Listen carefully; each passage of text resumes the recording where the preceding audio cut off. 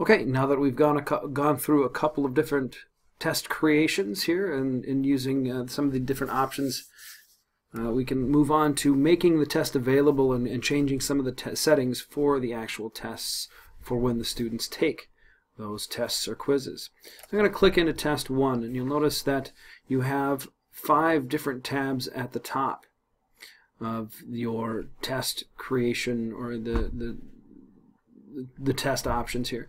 So you can continue adding questions and kind of doing what we did in the last 2 instructional videos. But we are concentrating on changing this from unavailable to available. Right now, students, it is hidden from the students. They are not able to see it, not able to take this particular test. But we want to change that. We have a number of different options. You need to click on the Settings tab next to the questions at the top of the page. You have a spot here for additional instructions for the test. And here's where we see availability. You can change it from Hide Now, meaning it's completely and totally unavailable to these students in this course. If you want, at the beginning of the administration of the test, you can click Available Now, and then when the test is done, you can go back and click Hide Now. If you leave it open, if there's an absent student, and you leave it open, the student can go in any time and take that test. So you need to be aware of the different options and how they function. If you wanted to automatically do those the times, you can make it available now at the beginning of the test until a certain time in the period. So if they have 35 minutes to take the test, you give the instructions verbally. You say, well, it's going to take 35 minutes. You make it available now, or from the beginning of the test to 35 minutes from that point. You can go available from and until, so you can actually set this up before class the night before and say, okay, 8:20, I want the test to open, and I want it to close at 9:06, and you can do that.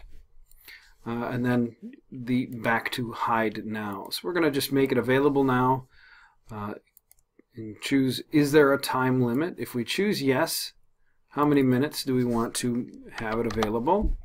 Or I'm not available, but how many minutes do we want to give those students to take that test? How many times can they attempt this particular test? If you want to kind of regulate that after the fact, just click 1 time. And then if they need to retake it, you can set it up for 2 times, 3 times, that sort of thing. And there are other options as far as retakes are concerned as well. Randomize the order of the questions.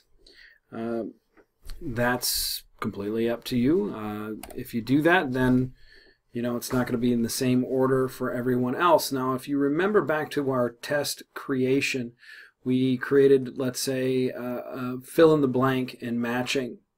Those count as 1 question. So when you pick randomize order, they might get a true and false question, a multiple choice question, then the matching question, then another multiple choice question.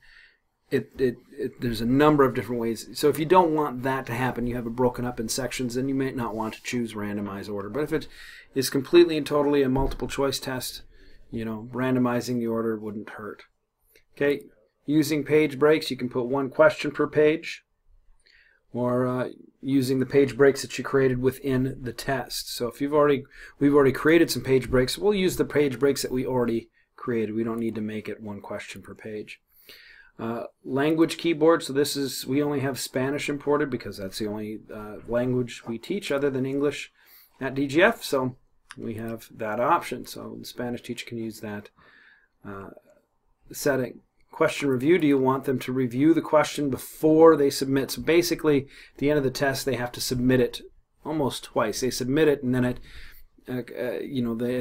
asks them, it shows them their test, and then asks them if they're sure. So it's up to you.